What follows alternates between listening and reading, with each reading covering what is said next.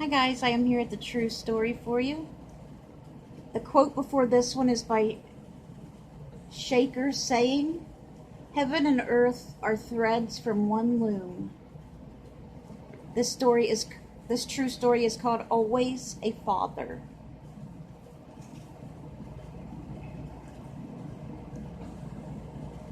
It was a brisk October morning in 1991 when Sharon sat out for Pittsburgh to pick up her second car, which had broken down at a friend's house there, and tow it back to her house in Alexandria, Virginia. She had never towed anything before and was nervous, but she put the rented hitch on the back of a borrowed pickup truck and drove toward the interstate. Just before merging, I bowed my head and said, "Dear Lord, please take me and bring me back and keep me in the hollow of your hand," Sharon says. While she prayed, she thought of her father, a huge burly man who had always been her guardian and her best friend. She still missed him, although he had died almost 10 years ago.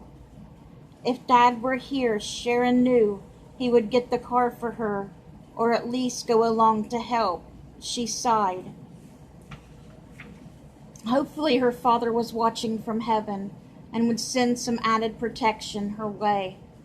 The trip to Pittsburgh proved uneventful, so after she hitched the car, Sharon decided to return home the same night.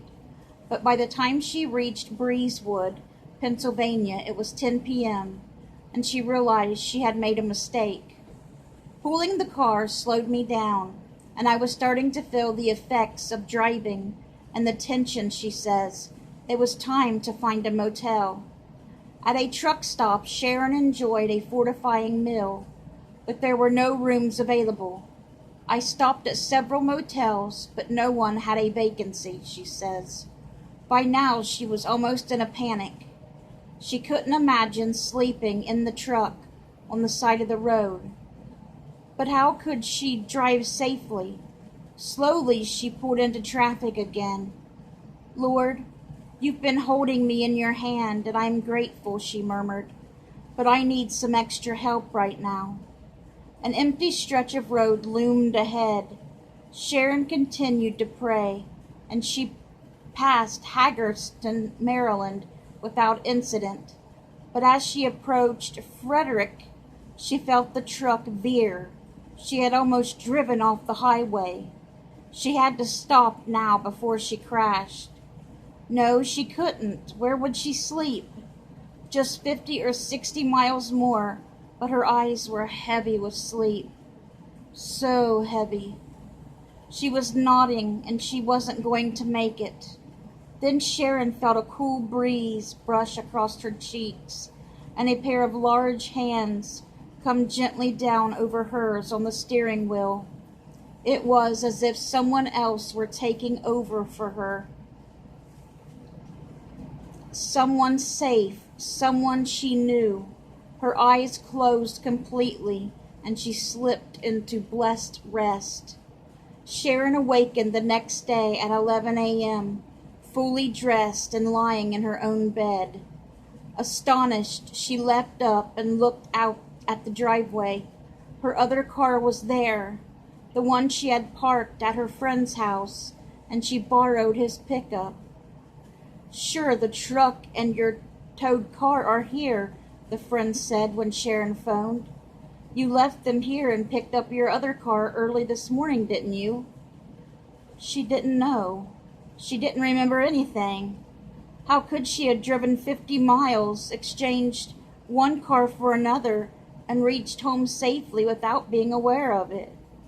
But wait, a faint memory lingered of peace, of being cared for, of large but tender hands on her hands that she recognized, her father's hands.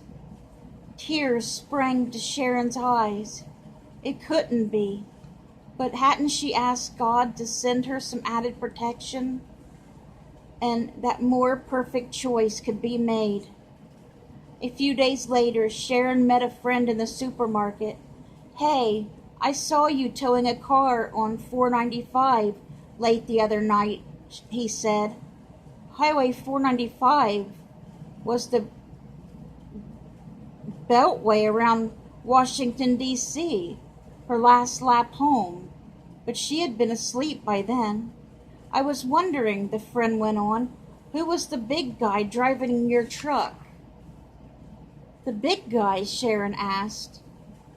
"Well," he paused, "I couldn't tell for sure, but it looked like a guy, and yet I could see you two in the same seat. There was a lot of light around you, like a glow." He shrugged. "Guess it sounds pretty strange." Not strange, Sharon thought. Pieces all fit.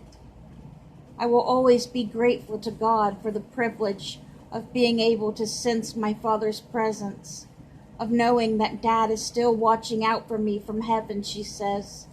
And just in case she harbored any doubt, a recent occurrence helped dispel it. A man who lives across the street from Sharon walks to the bus stop about the same time each morning as she does. Our street is very dark then, and I'm always a little nervous until I get to the stop, she says. Although the neighbor had never spoken to Sharon, one morning he approached her. "I'd give a lot to know who that man is. The one who walks behind you," he said. "Man? What man?" Sharon asked. "He's really big, hard to miss, and he's there every day, just following you. But when you get to the bus stop, he's nowhere in sight." "Oh, yes, he is," Sharon thought. "I can see him with my heart." It's her dad, protecting her, still keeping an eye on her. Good night, guys.